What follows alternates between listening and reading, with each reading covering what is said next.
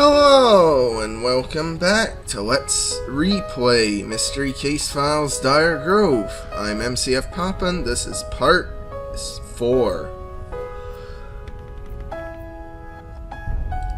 And there's a suitcase whose combination we don't know, and a letter from Dear Miss Sterling, Allison, I appreciate your inquiry regarding the artifact we recently uncovered.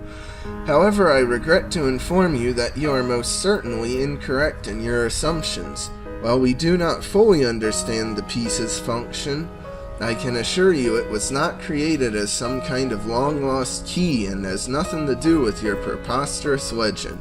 The legend of Dire Grove is nothing more than fiction and fairy tale.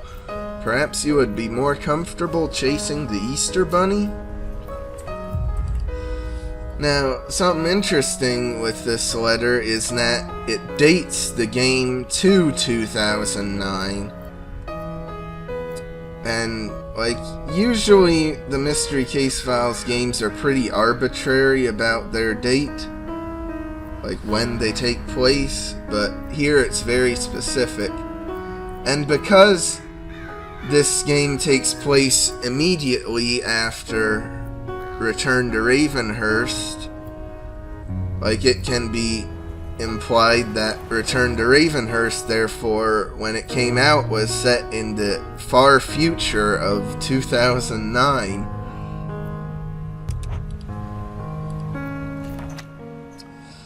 My situation continues to grow stranger. After unlocking the last room in the hotel, I've stumbled upon more questions than answers. A bedsheet dangles out the back window, suggesting one of the students had interest in something in the rear of the hotel. The items strewn about the room appear to belong to a college student by the name of Allison Sterling, who apparently traveled with some friends to Dire Grove in search of clues to some sort of ancient legend. I intend to track her down and learn more about her interest in this place, as well as the origins of the apparently disputed legend. Now, what's weird is, in the videos and here, you see the students actually camped out in the, main hall for bed. But I don't know why they would do that if, Allison's stuff is in this room, but they wouldn't sleep on a bed. I mean, there's only 3 bedrooms in the hotel, so someone would have got stuck with sleeping in a sleeping bag unless they doubled up, but it's just weird. And the cool detail is the footprints in the snow there. And more footprints. And even more footprints. But this time, animal tracks.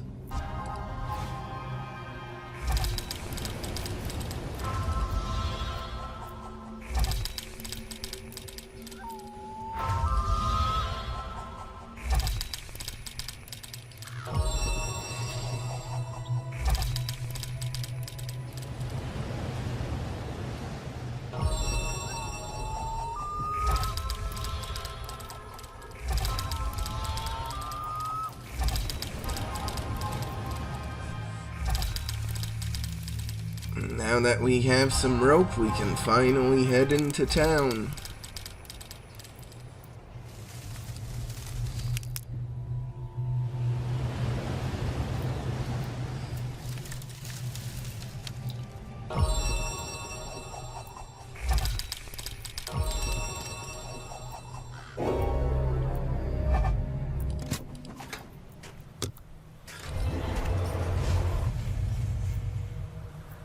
So scary. And a 50 pence coin we can't get. Funny morphing object. And now here's like another hole that it calls attention to, explaining where another of the relics was. Which is really cool in that they, like, show where they all were. Another recently dug hole near a path in the rear of the hotel has caught my attention. This hole, in addition to the burrow I encountered on the path to the lake, arouses my curiosity about what the missing students are so frantically searching for. A shiny 50 pence lying behind the mausoleum grating has caught my eye, but it's out of reach.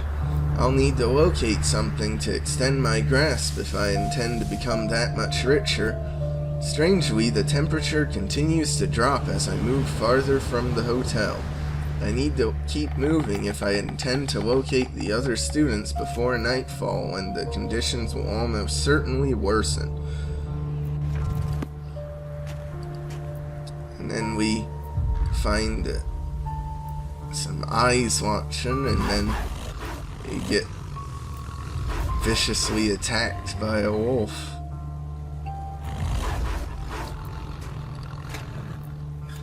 Oh, there's a tape to play. Here's some more story. Packing, it makes me nervous. I always think I'm gonna forget something. Okay, so, you really think there's truth to this legend? Well, it is the source of my dissertation. This relic that they found is the missing link. You're gonna believe me when we get to Dire Grove. Got a big enough suitcase? Make sure you lock it. You don't want anybody making off with your aunties. Don't forget the combination. Oh, I set it to the last 4 digits of my phone number so it's easy to remember. Oh man, do you think the boys are gonna behave? It's only for a couple of days. How much trouble can they get into? Besides, they can carry our stuff. Speaking of stuff, flashlights. Oh. Check. Sleeping bags. Check. Oh, it's Matt. Should we just tell the guys we'll pick him up a couple hours before the flight? Sounds good. Dire Grove, here we come.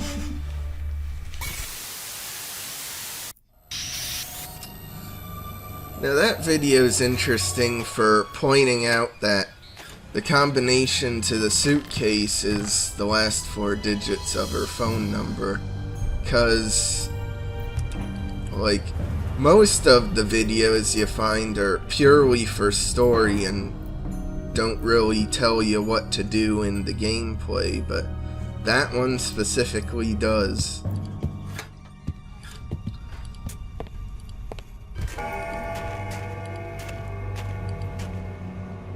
Oh, I forgot to get that morphing sign.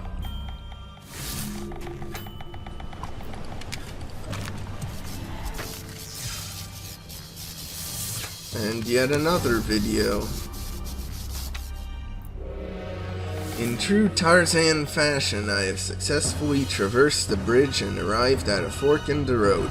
A series of crippled telephone poles leading towards the town have fallen like dominoes beneath the demonic ice and winds. A severed power line whips about before the left path, showering the snowy ground with sparks. I'm no electrician, but continuing in that direction would permanently end my current adventure. I'll make my way towards town. Maybe there's some sort of electrical main I can disable to further inspect what appears to be a path to the Celtic ruins site. And you can see more spooky footprints in the snow. Yeah, I understand, like, they needed some block, but you could just walk right around that or walk through the trees, but oh well. And that's a very scenic, like, view of, like, the town in the background there. I like it. Dedicated to the legacy of our historic heritage, Dire Grove. May the sun forever bathe us with warming rays of splendor. Sculpted by Belgian artist Davido Stevenblort in remembrance of Alfred Tissues Burby. We're sorry we didn't listen when you tried to tell us you were choking.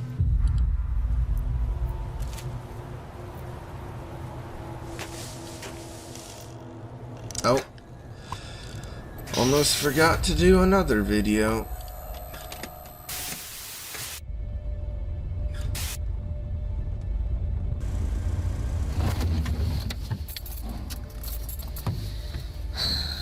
Grove. Here it is. I think it's just up that trail. Why is it snowing? It's freezing. We didn't pack for this kind of weather. Isn't it supposed to be in the 50s? I don't know. It's exciting though, isn't it? Come on.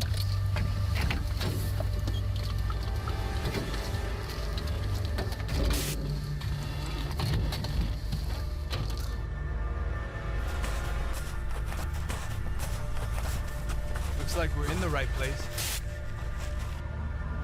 Dire Grove, closed for the season. Seems deserted. Come on, you guys. This is gonna be fun.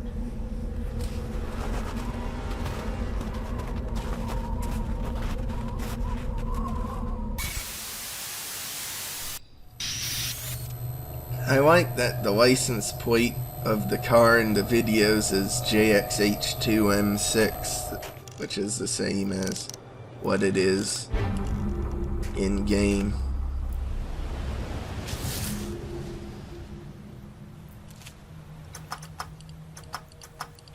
A really old-fashioned vending machine.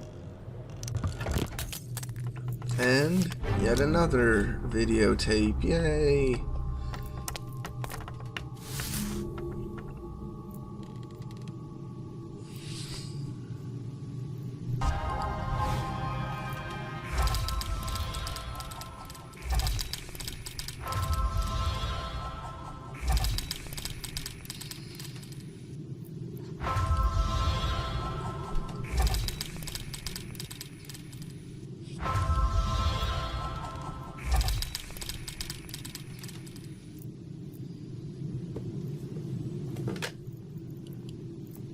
Oh, dang it.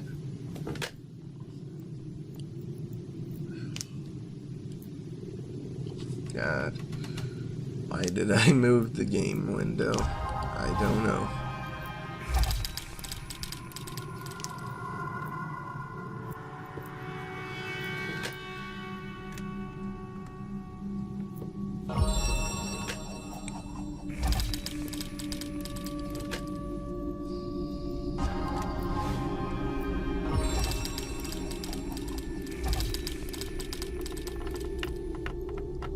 Hey, it's the trunk that was at Capital City Station in Prime Suspects.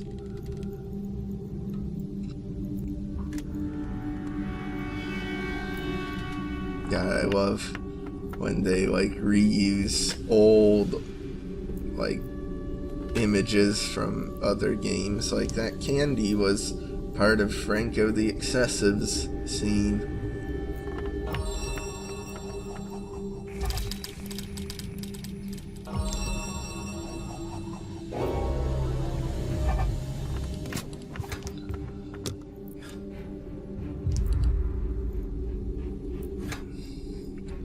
Alright, here's yet another video.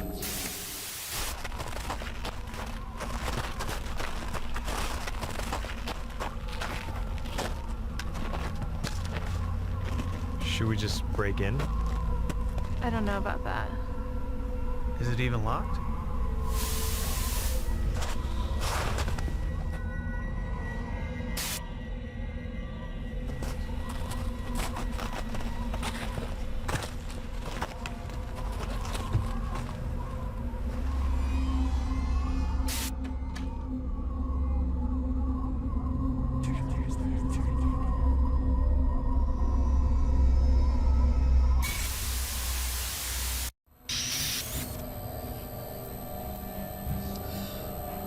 And oop, got a second hint.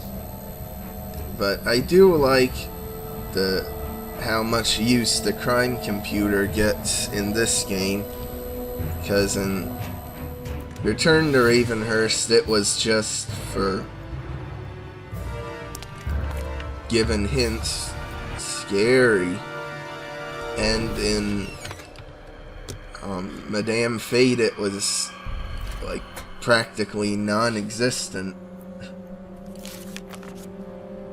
And also I like it because we wouldn't even see the crime computer again till Fate's Carnival, so it's a nice little send-off, temporary send-off for it. I'm also done cleaning and prepping the store for the off-season. The last of the summer folk have once again left Dyer Grove to her winter slumber, and I'm looking forward to spending some family time away from this musty old store. Personally, I think Mum would be better off selling the place and retiring. It's not as if the vacationing masses spend great fortunes on postcards and jellies. Mum, I need to remember to remind her that I buried the antique we found while repairing the sewage line inside a metal box in the basement.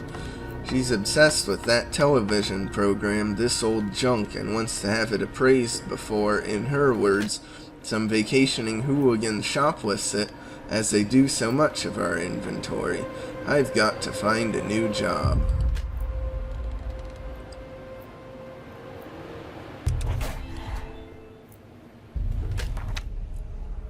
Much of the hamlet of Dyer Grove is inaccessible due to downed trees and power lines. Past the covered bridge is an old mill converted into a small mercantile, and the footsteps in the snow lead through a broken front window. One of the missing students must have come this way in search of something, but what? A diary located at the rear of the store is beginning to shed light on the mystery at hand. An entry within the diary details the discovery and subsequent hiding of a relic around the store's vicinity. The students must be searching for relics like the one found near the young man on the lake. An exploration downstairs will likely uncover holes like I've seen around the hotel. Someone seems to be making them dig up these artifacts. And here's where a third artifact was found.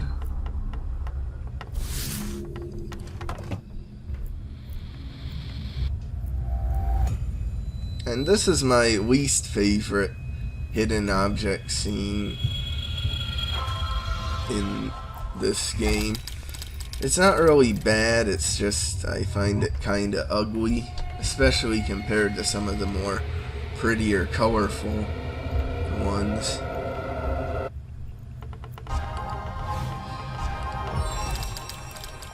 God, I love that when I accidentally click on an item I didn't even see I was supposed to get, and then I get it anyway, because I was just going for the violin there.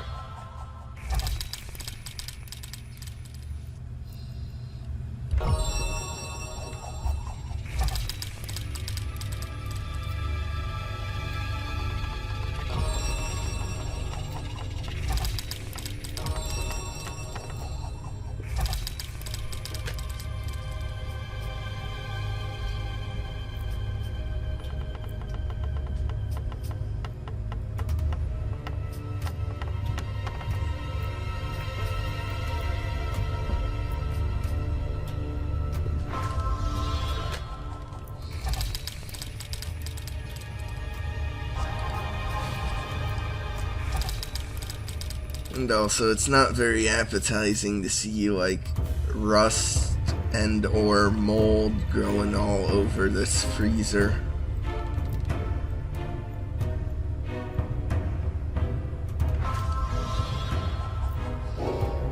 Like the penguin, though, advertising peanuts. That's pretty cool.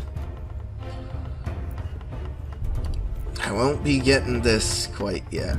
I know I can, but there she is again.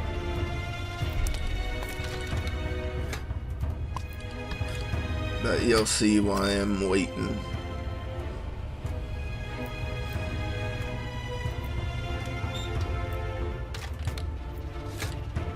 Get some nice meat. And then put the rabbit's head in, as you do, obviously. And then get a whole hidden object scene.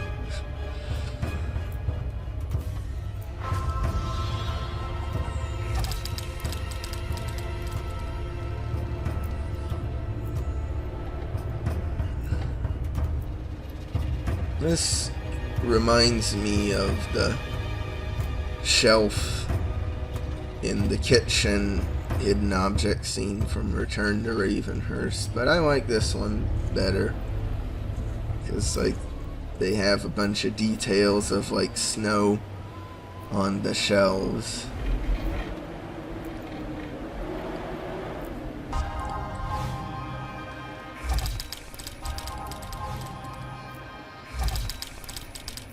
And it's weird they call the goldfish here instead of Freddy the fish.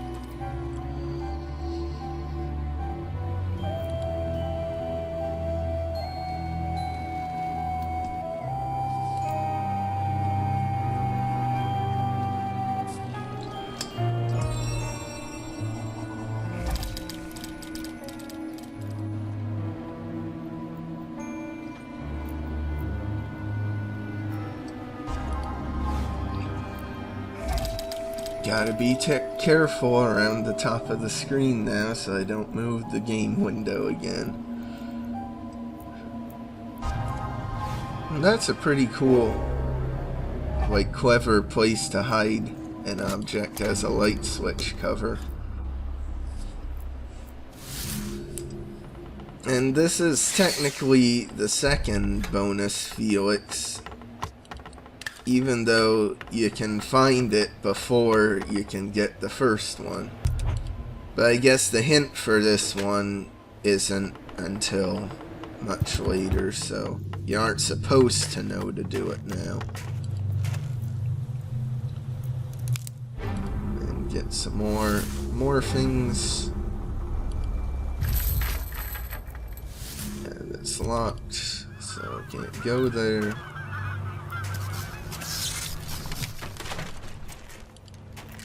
So now, what am I gonna end off the part with? Chopping some good old firewood.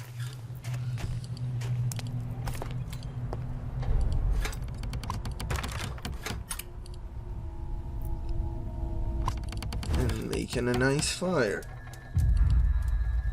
The fire feels safe and warming. And that's cool that they like bothered doing animation for all this. Like the animation of the fire, like light flickering and stuff. It looks nice. So anyway, that'll be it for this part. So like and subscribe if you want. I'll see you next time.